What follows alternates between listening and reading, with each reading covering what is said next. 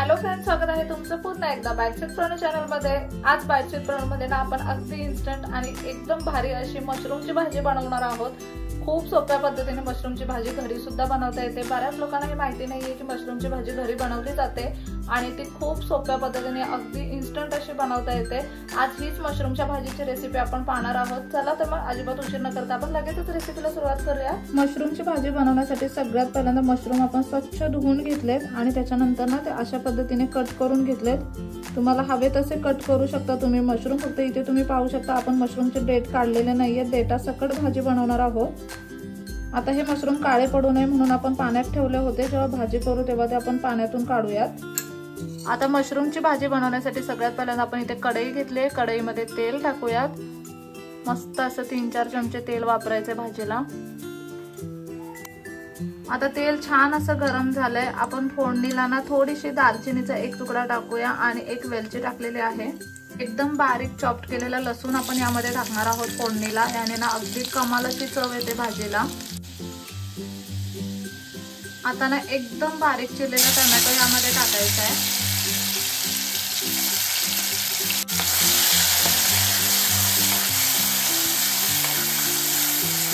एकदम बारीक चिरलेला एक छोट्या आकाराचा टोमॅटो पण यामध्ये टाकलेला आहे।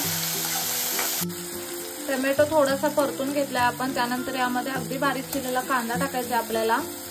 अर्धा छोटा कांदा आहे इथे।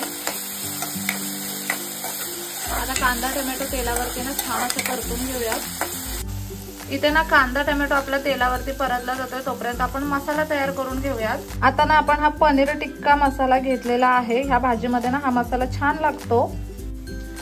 आता इथे आपण एक वाटी घेतली। वाटीमध्ये 1 चमचाभर इतका आपल्याला हा पनीर टिक्का मसाला टाकायचा आहे। त्यामध्ये आता पाणी टाकायचं आहे आणि हा मसाला ना पाण्यामध्ये मस्त असं घोळून घ्यायचा आहे।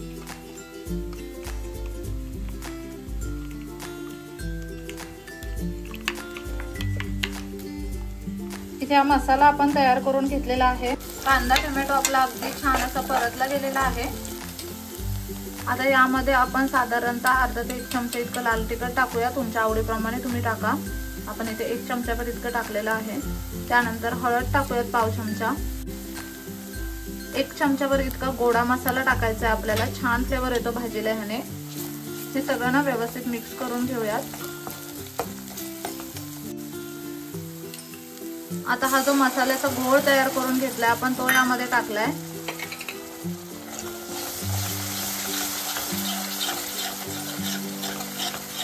छान असं ना अर्ध्या मिनिटासाठी मसाला तेलावरती परतून घेऊया। आता जे मशरूम आपण कट करून ठेवलेले ते यामध्ये टाकायचे।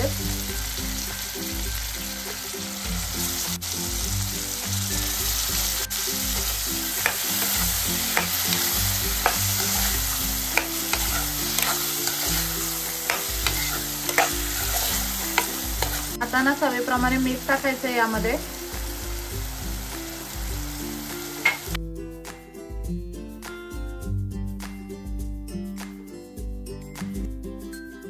आता ना झाकण ठेवून अगदी मंद आचेवरती आपल्याला वाफेवरती ही भाजी शिजवून घ्यायची आहे। इथे तुम्ही पाहू शकता भाजीला ना आपोआपच छान असं पाणी सुटतं।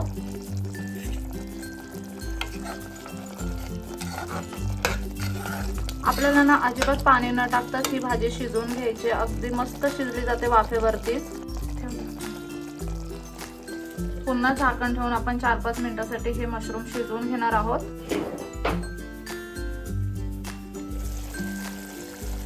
साधारणतः 7 ते 8 मिनिटं मस्त अशी वाफेवरती भाजी आपण शिजवून घेतली आहे।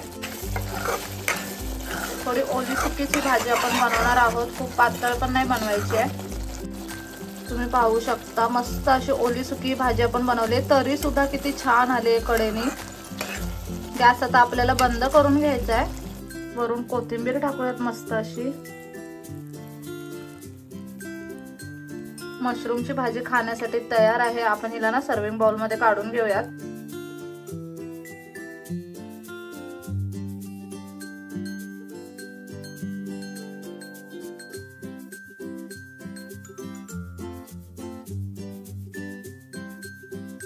इथे तुम्ही पाहू शकता अगदी चमचमीत अशी ही मशरूमची भाजी म्हणून आपली तयार झालेली आहे। खूप सोप्या पद्धतीने ही भाजी आपण बनवली आहे। दिसायला इतकी भारी दिसते ना, आपण लगेचच टेस्ट करून बघूया की कशी झाली आहे।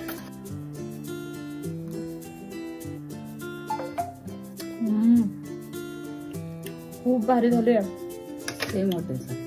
एक्झॅक्टली तुम्ही हॉटेल मधले काय खाल त्याच्यापेक्षा भारी झाली आहे भाजी। ते लिटरली नुसतीच खायला पण भारी लागते ना, असं एक बाईट खाल्ला की खातच राहावंसं वाटतंय। कमाल झाली भाजी। तुम्ही जर मशरूमची भाजी कधी अशी ट्राय नसेल ना केली तर ह्या पद्धतीने नक्की ट्राय करा। खूप सोप्या पद्धतीने बनते, इतकी भारी लागते ना। रोटी सोबत, चपाती सोबत, भातासोबत जिरा राईस करून ही भाजी खाली तर सेम हॉटेल मधलं जेवण जेवल्यासारखं वाटेल ना। खूप सोपी रेसिपी आहे, नक्की ही रेसिपी घरी ट्राय करा। कसा वाटला व्हिडिओ ना मला कमेंट करून नक्की सांगा। चला तर मग नेक्स्ट व्हिडिओ मध्ये भेटूया, तोपर्यंत मस्त खा, भरपूर फिरा आणि आनंदी राहा।